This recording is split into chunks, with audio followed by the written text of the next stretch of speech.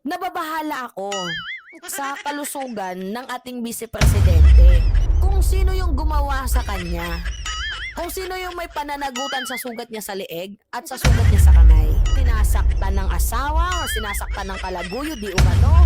Tanto ko. Kasi yung sugat sa kamay ng ating Vice Presidente ay parang tila baga hindi na gumagaling eh.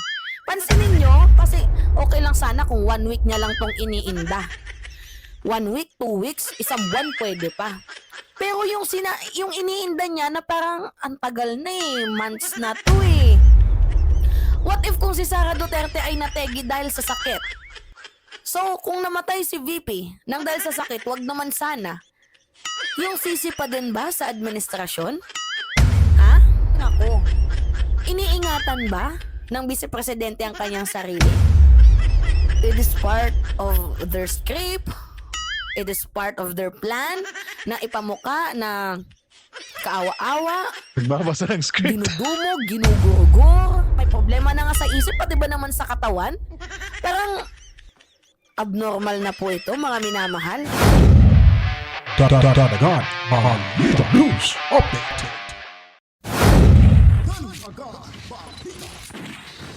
At sa amin, nakapag-harvest na kami. Kakatanim lang eh. So, hindi, buti na lang yung timing, hindi yung bago aanin, nakapag-anin na tayo. So, kung yung season na susunod, okay. It's, there's a, hindi, 5,000 pesos. Hindi, bakong bangal.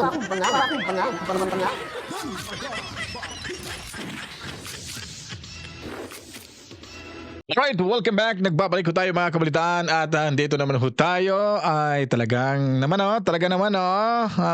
mema. May masabi, grabe na naman yung banat niya kay VP Sara Duterte mga kabalitaan. at sa amin, Nako po, parang ganito lang din, at no? sa amin, nakapag-harvest na kami. Di po ba? Hindi, bakong bangal.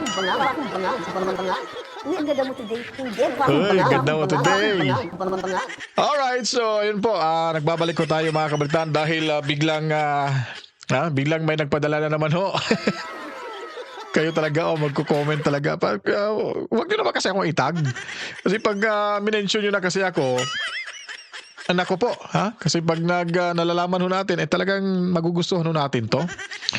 Alam niyo naman ho, si Memay talagang naging kontrobersiya na itong vlogger ho, laban sa ating VP Sara Duterte. Natatawa ako sa mga pagtatanong nito kasi nagkaroon na daw ng siraulo din daw yung ating Vice Presidente. Ay nako, may masabi lang talaga. Pero bago pa po ang lahat mga kabalitaan, ay huwag kalimutan mag-like, mag-comment, mag-share at pinutin ang ating notification bell. Then of course, mag-subscribe na rin para ho lagi tayong updated sa mga ganapan sa ating lipunan. At huwag nyo na hong i-skip yung ads natin dahil yan po ay dyan ho tayo nabubuhay mga kabalitaan. Anyways, bago tayo magsisimula at ito lang yung paksaw natin at papanoorin natin yung buong istorya nito bago tayo magbigay ng komento para maintindihan yung mga kabalitaan. Kasi may nagsasabi ho, sana Kuya Lan, no, itutuloy mo yung importanteng mga mensahe dyan tapos ka magbibigay ka ng comment para mas lalong maintindihan talaga ho namin. So salamat ho sa mga suggestion nyo dyan sa comment at tayo ay talagang tinatanggap po natin yung mga suggestion niyo para at least tayo matuto rin naman mga kabalitaan. At ito na po, abang-abangan nyo ha, panoorin nyo itong ating mga kagalang-galang ng mga aktibo na partisipante sa HUAD Committee hearing. Mula ho sa iba't ibang distrito, mga district representatives at party list representatives mga kabalitaan. Alright, kikilalanin nyo na. Malapit na po next year. Ilang pikit na lang, 2025 na at sisimulan na ho natin yung pagbabalasa sa kanila. Dahil alam nyo na kung anong mangyayari pag andyan pa rin ho sila sa kanilang kinauupuan ngayon. Alright, heto na po. Panoorin ninyo.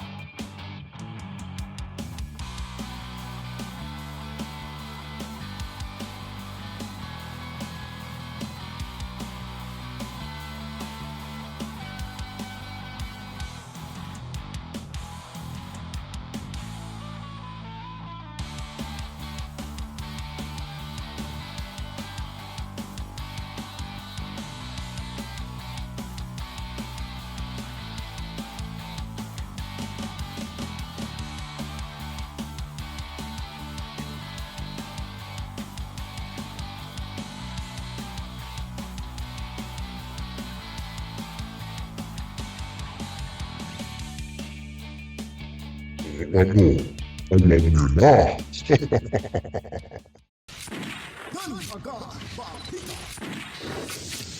Alright, so nagbabalik tayo mga kabalitaan. So kayo na pong bahala ha. Kikilalanin nyo lang at nasa inyo na ho yung desisyon mga kabalitaan. Kung ako yung tatanungin, ayaw ko sa kanila. Ayaw na ayaw ko sa kanila. Nasasaktan ako sa mga ginagawa nila. Kaya ayaw na ayaw ko sa kanila. Eto, dito yung magtatagal. Wala nang, wala nang litanya mga kabalitaan. Wala nang pasikot-sikot. Eto, at panoorin nyo itong kontrobersiyang vlogger ho ng mga nitamba. Kumbaga. Alright, so pakinggan natin yung kanyang banat kay Inday Sara Duterte. Eto na po, panoorin. So hello guys, what's up? It's me again, si Alicia nyo at nagbabalik ulit para sa ating panibagong video. So bago po natin simulan itong ating magandang talakayan, abay binabati ko po ang ating mga magaganda't gwapong viewers, silent man yan or hindi, ng maligayang pagpasok ng bagong taon. Naway maging maganda ang takbo ng ating 2025. So, alright. So, bago po magtapos ang taon, mga minamahal, December 31, anong oras na ngayon? 3:00. Gusto ko po sanang tanungin, kasi ako, as a concerned citizen, nababahala ako sa kalusugan ng ating vice-presidente. Lalo pat, tingnan nyo yung picture na to. Nakikita ninyo yung picture ng ating vice-presidente. Di ba? Ang tagal na po ng sugat sa kamay ng ating vice-presidente. Simula pa po yan ng October If I'm not mistaken, October or September. Yung sugat niya na yan. And then, pati din yung nandito sa Yung paa leeg. nito. Hindi ko talaga magets, mga minamahal, na bakit up to this moment, hindi natin malaman kung sino yung gumawa sa kanya. Kung sino yung may pananagutan sa sugat niya sa leeg at sa sugat niya sa kamay. Ako as a concerned citizen, nababahala ako sa kalusugan ng ating vice-presidente. Hindi natin alam kung diabetic ba itong si Vice President Sara Duterte, may iniindang sakit, sinasaktan ng asawa o sinasaktan ng kalaguyo, di umano. Hindi po natin alam. Bakit nagiging concerned si Mima Alicia? Imagine nyo na lang meron tayong vice-presidente na sinasabi niya na siya daw po ay ipinapagurgur ng administrasyon. Tinatrabaho daw po ni House Speaker Martin Romualdez. At kapag siya daw po ay naganon, meron daw siyang hinard na killers na papatay kay F. Elisa, kay PBBM, at kay House Speaker Martin Romualdez. Ngayon, napagtanto ko, kasi yung sugat sa kamay ng ating vice-presidente ay parang tila baga hindi na gumagaling Pansinin nyo, hindi na nawawala yung nandito. Kaya nakikita nyo nga sa picture na yan Hindi na po nawawala yung kanyang sugat. Tas parang feeling ko palaki ng palaki. 'Di ba? So ako, nagiging concerned ako kasi okay lang sana kung 1 week niya lang tong iniinda. 1 week, 2 weeks, isang buwan pwede pa. Pero yung iniinda niya na parang ang tagal na months na to 'Di ba? Hindi lang isang buwan, hindi lang 2, ay nabuta na ng 3. So as a concerned citizen, ano na yung nangyayari sa ating vice-presidente? 'Di ba? Isisisi na naman ba to sa ating Pangulo? Kasi ang mangyayari nito mga minamahal, what if si Vice President Sara Duterte ay natigo nang dahil sa sakit? Meron siyang hinard na killers. 'Di ba? Meron siyang hinard na tao na huwag titigil hanggat hindi natitegi. Si F. Elisa, si PBBM, at si House Speaker. What if kung si Sara Duterte ay nategi dahil sa sakit? So, kung namatay si VP nang dahil sa sakit, wag naman sana. Yung sisi pa din ba sa administrasyon? Hindi, I'm just asking lang. Kasi, hindi naman masama na mag-isip tayo ng mga upcoming scenarios. Di ba kaya dapat mas magandang malaman natin ano na nga ba ang sitwasyon? Ano na nga ba ang nangyayari sa kalusugan ng ating vice-presidente? Kung may sakit, magpagamot. Di ba, ang dami niyong pera, may malasakit pa nga si Bongo Ang lalaki ng confidential funds ninyo. Bakit ang sakit? Ang tagal Ang tagal gumaling, ang tagal ng healing process. Nagtataka lang ako. Iniingatan ba ng vice-presidente ang kanyang sarili? Iniingatan mo ba, Vice President Sara Duterte, ang iyong sarili? Pinapahalagahan mo ba ang iyong sarili? Or it is part of their script? It is part of their plan na ipamuka na kaawa-awa, Nagbabasa ng script. dinudumog, ginugurugor, kung ano pa man ang ating vice-presidente. Sino nagsulat ng Ano ba script yung mo? ibig sabihin? Ano ba yung meaning? Ano ba yung gustong ipahiwatig ng ating vice president? Kasi kung pag-uusapan natin mga minamahal, yung kanyang pag-iisip may defects. 'Di ba? Sa kaisipan may problema ang ating vice-presidente. Nakikita naman natin 'yan. May Pero defects yung daw. makikitaan natin na may problema na nga sa isip, pati ba naman sa katawan? Parang abnormal na po ito, mga minamahal.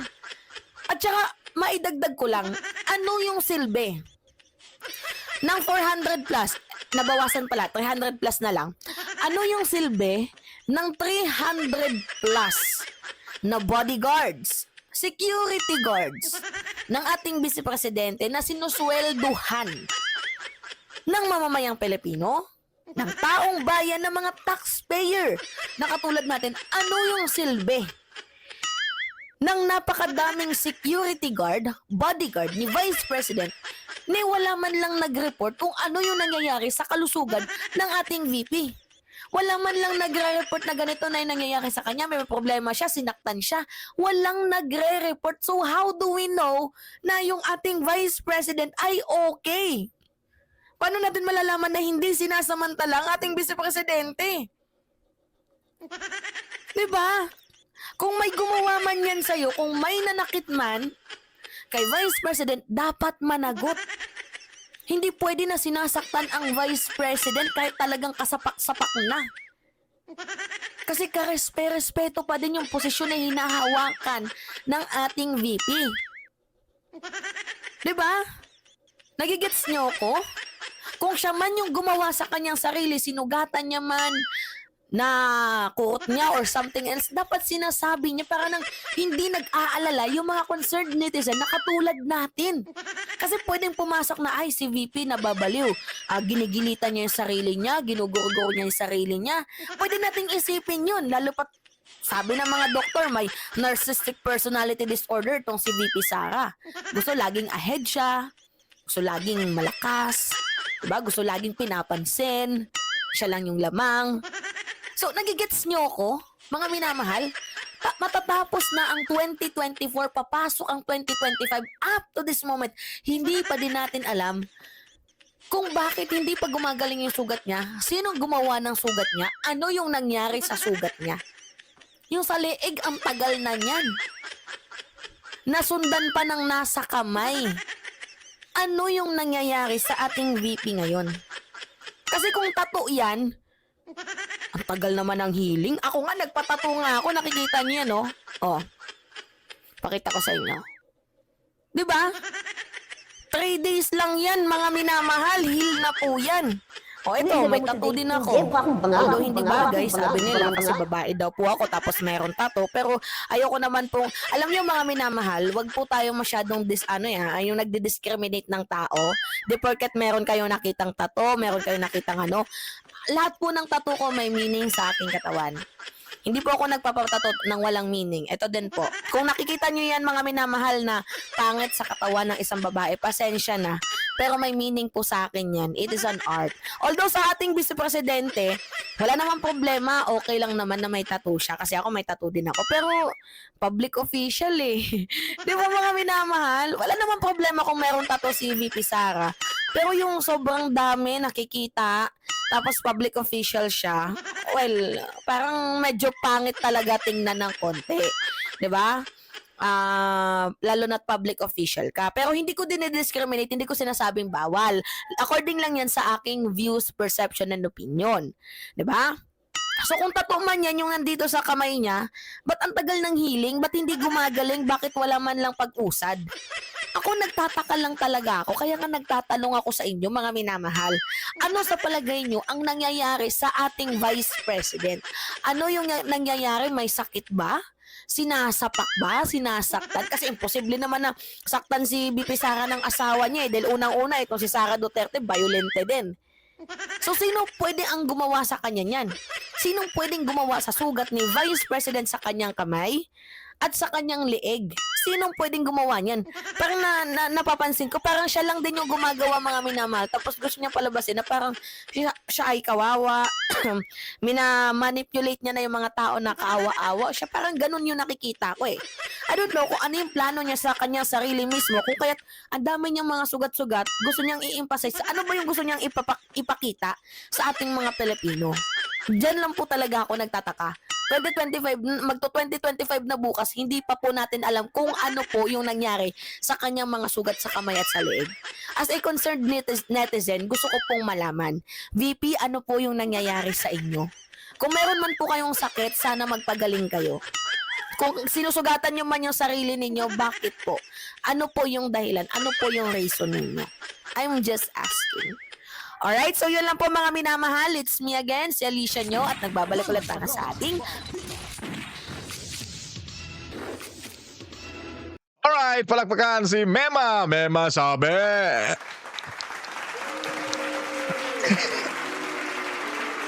Tingnan yung mukha. At tingnan yung mukha. Parang gustong maisusubo sa bibig. Tatawa ako sa komento nito. Parang, parang ewan itong babaeng to no? At tingnan nyo, kahit mga sugat-sugat ni Sara talagang binibigyan pa ng Alicia. May maalis siya. May males siya. Tama ay, oo nga ba, tama pala yung titulo niya, may males siya. Kasi sa lahat sa kanyang mga kwento, puro males siya males siya, may males siya. Tama yung titulo niya, mga kabaitaan. So concern lang daw siya dito kay Inday Sara. Pati mga sugat-sugat ay napapansin niya. Pati yung sa leeg, pati yung bandage na sa left arm. At yung parang may galos yata siya sa right arm niya rin, mga kabalitaan. Malay natin, talagang magkakagalos talaga yung presidente vice-presidente natin dahil makamasa ho. Ikaw ba naman ay dudumugin ka ng taumbayan? Yayakapin ka kahit sino, bata, matanda, babae, lalaki, tumboy o ano-ano pa diyan. Ha? Kulang na lang pati sanggol, yayakapin yan si Inday Sara Duterte.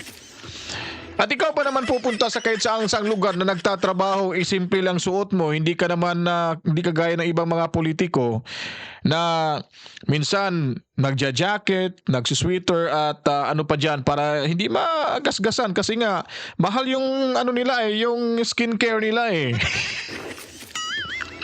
Kasi hindi nagpapa-skincare yan. Ano yan? Natural. Natural inborn yan, mga kabalitaan, yung kutis ni Inday. Kaya pag dinumog siya ng taong bayan, pag siya pumupunta kahit saan-saan, talagang niyayaka po yan. Hindi niya na mapapansin yan na magagasgasan yung beauty skin niya. So yun ang magandang halimbawa sa isang halal na vice-presidente na ibinabalik niya yung respeto at paggalang at pagmamahal sa kapwa. Hindi lang kagaya ng iba dyan na pag nahalal na, hindi na malalapitan ng taong bayan. Sa panahon ni Tatay Digong, kahit sino presidente na ay pwedeng makahawak sa kanya, pwedeng makayakap. Pero itong presidente natin, ay, hindi mo na makikita sa publiko yan. Nagkasakasama nun, nakakurbata, di ba? Barong Tagalog, tic-tac-toe na shoes. Old school. Tapos nakapamanda pa yan, Pero si Inday Sara, kahit saan magpunta, dudumugin yan, yayakapin, hawak-hawakan, hahalikan. At di mo na talaga mamalaya sa sobrang daming taong talagang nagmamahalo sa kanya. So, pati ba naman yung sugat sa kamay, pagbibigyan ng ibang may mali siya? Para lang may content. Kaya ko po ito sinasakyan ngayon at sasakyan talaga natin to para at least mabibigyan din natin ng linaw yung mga paratang niya. Dali, matakin mo naman na baka nagbugbog ng kanyang umano kabit. Gagamitin bang umano kabit? O ng asawa? Kaya mo sasabihin na para sa akin, concerned daw siya. Anong nangyari? Ba't nagkakaganon? Tapos binibilang pa yung security guard na 400 tapos naging 300.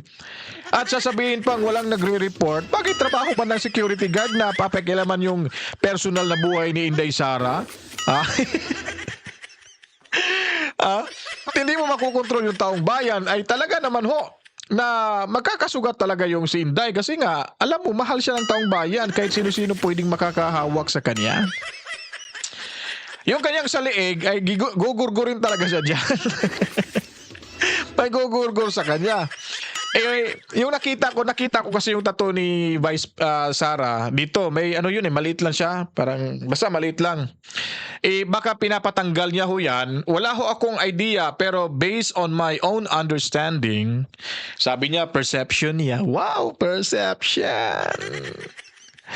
Baka hindi mo na baka hindi mo na matatandaan yung mga sinasabi mong pang-alipusta ni Inday Sara ha pag may matatanggap kang sobre diyan. Sobrang may lagda ng korte. Baka makalimutan mo na ha, hindi mo na baka magpakaano ka na ha. Oh, sige. So parang tinanggal yata ni laser yata. Hindi ko sure pero nakikita ko kasi ang dami ko ring tattoo sa paa ito. Tapos may kung gusto mong patanggalin kailangan i-laser mo 'yan. Pero yung pagpapatanggal ng tattoo pag ni-laser 'yan, medyo may katagalan ho talaga 'yan kasi mahapdi at parang nasusunog yung balat mo. So para hindi ho ma-infect at para madaling mahilo, mag-heal siya, ay kailangan ibalutan mo talaga ng bandage kasi may mga gamot ho dyan sa loob. Yun po yun ang usually na mangyayari sa may maraming tattoo kaya ipapatanggal. Ganun po yun mga talaga mga kabalitan. Ewan ko lang ho sa iba ha, pero yun ay nakikita ko parang ganun ho.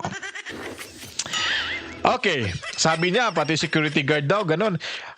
Ganun po ho ba yung team nyo dyan? Pati pera ng confidential fund kung may magkakasakit sa pamilya nyo, ay yun po bang gagamitin?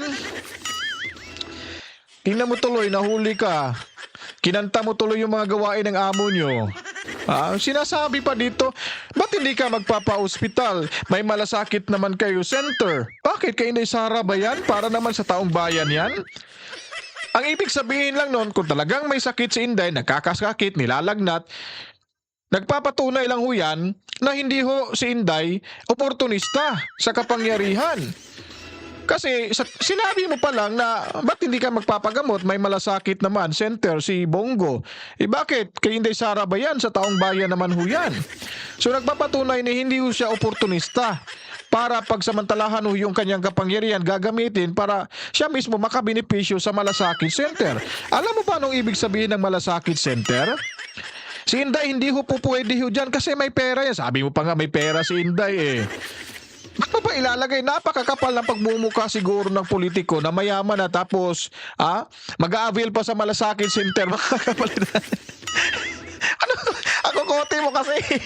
Ilagay mo dito bago ka magbasa ng script mo. Ilagay mo muna kasi sa isipan at isipin mo tama ba yung sinasabi? Sama bang sinusulat ho dito? Baka mali yata to eh. Baka parang parang check-in na tumatalbog. Una, dyan ka mali. At pangalawa, yung confi funds, hindi ho po pwede yan gagamitin ni Inday Sara Duterte. Parang yung amo nyo lang yung nag-aakusa sa kanya na ginagamit personal yung confi. Pati rin ba ikaw? Nahawaan ka na sa amo mo? Parang sinasabi mo na rin na yun ang ginagawa ho nila sa confi. Pag may nagkakasakit, may personal na gagamitan sa pera, ay doon kukuha sa confi. Mag-isip-isip lang kasi. Bago mo sasabihin, mag-isip. Ikaw pa yung nagsabi na, pag-iisipan mo, Robin Padilla, yung mga sinasabi mo. Kasi babalik din yan sa'yo. Oh, ngayon, nangyari sa'yo. Naku naman si ate. Kung concerned po kayo, hindi ho ganyan yung pagsasalita. Na nagsasalita ka pa lang na concerned ka, talagang gusto mo nang duraan si Inday, yung pagmumukha mo, galit na galit na. Ba't ba parang atat na atat ka? Gusto mo malaman yung anong nangyari sa sugat ni Inday? Para lang mema content? Hindi nga nababahala si Inday kasi alam niya yung totoo. Ikaw pa kaya na hindi mo kasama at binabayaran ka lang siguro para magbasa ng script. Pero hindi ko sinasabing totoo yun. Baka lang. Ako po yung nagtatanong. Yun po yung tamang pagtatanong. Mema, sabi? Oh. Ano bang klaseng vlog to? Talagang paninirang puri na to. Na may personal yung yung director na dyan. Sino kayang director nito mga kabalitaan? Kasi talagang napakagaling talaga. Pasok to sa, ano ba yung pakontes yata sa film na yan? MMMF ba yun? Ano basta? Di ko alam. Basta parang ganun eh. Pwede ka yata sa indie film. Ha? Pwede ka sa indie film. Pwede mo rin i-partner si Attorney Google. Mag-indie film kayo, parang nangyaring gurguran sa content ng film nyo. Tingnan nyo si Inday, oh. Simple lang yan. Beauty yan. Totoong beauty kwan yan. Walang gano yan. Walang skincare yan. Totoong balat ho talaga niya. Walang kaplastikan. Hindi gaya sa'yo, yung dami mong make-up. Mas lalong pumangit yung bibig mo, parang tumabingi na rin eh. Kasi, nipisan mo kasi yung lipstick mo kasi nakahalata ng tabingi na.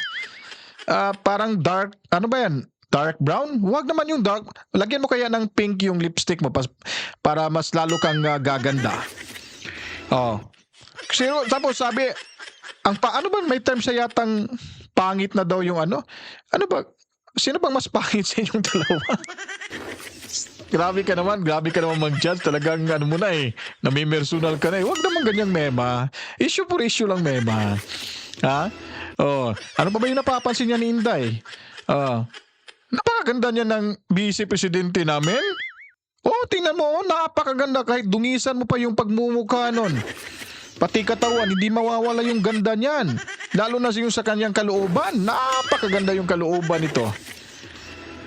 So sa susunod, medyo research konti. Wag ka kasing aasa lang sa news scriptwriter mo kasi halatang-halata na ay na hindi mo ideya yung lahat yan. May sinasabi pa siyang defects. Ano bang defects?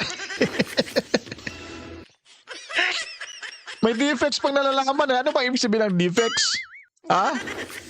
Pati ako, napapaisip ako. Ano ba yung defects na sinasabi niya? Tapos, ang masaklap pa doon ay talagang sinabihan pa na para si Robin din, sinabihan niya nga may sakit na sa utak, sa pag-iisip. Yung lahat ng mga nasa posisyon ay pinagsasabihan ng masakit yung pag-iisip. Good vibes pa rin ho tayo. At malamang may matatanggap tong subri na may lagda ho mula sa korte. Subri ha, hindi pera yan. Makakatanggap to ng lagda mula sa subri na may lagda sa korte. Yun, baka dyan na magsisimula yung magandang buhay mo. Mema sabi. So grabe mga kabalita, no? Talagang matindi, parang walang kaluluwa tong manglait ng nasa mataas na posisyon sa ating bansa. Second highest official sa ating bansa ay talagang niyuyurakan yung pagkatao ni Pipintay. Sabagay, kahit si Inday, kahit bubugbugin mo pa yan, hindi kakagat sa'yo yan. Politiko yan eh. Hindi na, binuli na nga siya sa mayabang kapulungan. Hindi nga kumbaga palaban nga, di ba? Tameme nga si Chihuahua di ba? Sila si Akop. At hindi nasasaktan yun pag siya lang yung babanatan. Kahit pe-personalin mo pa yun, hindi ka papansin yun ni Inday Sara yun. Pero iba yung magpapapansin sa'yo. Or papansinin ka ng ibang tao. Mema sabi. Ikaw talaga, ang ganda mo daga. Sarap mo para kang sarap talaga. So marami din to mga supporters at mga naniniwala ho. Siyempre, karapatan din nilang papaniwalaan ito dahil kagrupo nila yan tayo, relax lang ho tayo mga DDS, mga kabalitaan. Yung mga, alam nyo po, talagang hindi to nagbabasa ng Biblia Ako, hindi man talaga totoo ako nagbabasa ng Biblia. Pero, parang may natitira pa po akong respeto sa aking sarili. No? Mahirap kasi pag nang apa ka ng ibang tao ng kanilang karapatan, yun po ay malaking baliko sa iyo. Kumbaga, panahon yung magbibigay sa iyo ng return. Hindi ho tao o ninuman, basta panahon ay babalik at ibabalik ko yan sa iyo.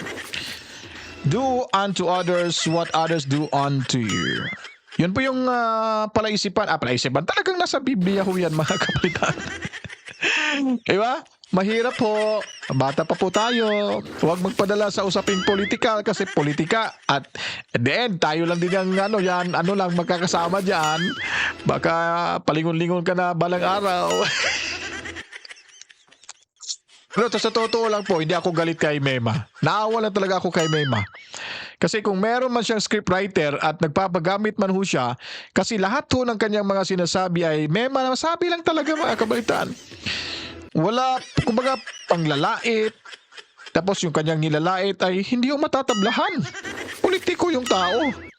Pero pag nagkataon na may lalaitin sa ibang politiko na berdugo din yung ugali, baka mababalitaan na lang ho natin to bukas makalawa. May headlines to sa telebisyon. Na ganon-ganon, di ko lang sasabihin, nakakatakot pag nangyari ho yun. Kaya ingat-ingat lang din minsan. Pwede namang, si ano pa nga, yung among pa nga si Ace Barber yung nagsasabi na wag naman sana ninyong bastusin at yurakan yung pagkatao namin. Kung may mga issue kayo, di issue nyo kami. Pero pag sasabihan kami ng ganito ganon walang katotohanan, siyempre magagalit, ipapatawag namin kayo for an amendment sa isang batas ng Cyber Libel Act. Ewan ko, parang ganun yung pagkakarinig ko. Kung may magaganap palang imitasyon si dapat imbestigahan din tong mga PBBM or Tamba vloggers. Di ba? Dapat lang ho mga kabalitaan kasi nga para hindi ko masasabi natin injustice ho kayo dyan. Walang hustisya ho yung investigasyon. Dahil ginigipit na naman ng mga vloggers ni DDS matapos naman igipitin nitong mga Duterte. Di ba? Parang walang mga ganong issue ba, di ba? Imitahin din itong mga Tamba vloggers. Sino ba yung mga niyurakan nitong babaeng to? Sino ba itong binabastos nito? At kung gusto nyo matuto yung mga vloggers talaga na mariregulate itong mga sinasabi nyong pang-aalipusta, idamay nyo na rin yung vloggers nyo dyan na Tamba vloggers. At saka masakit pagbintangan. Tapos pagbibintangan yung mga DDS vlogger na narco at pogo vloggers mga kabalitaan.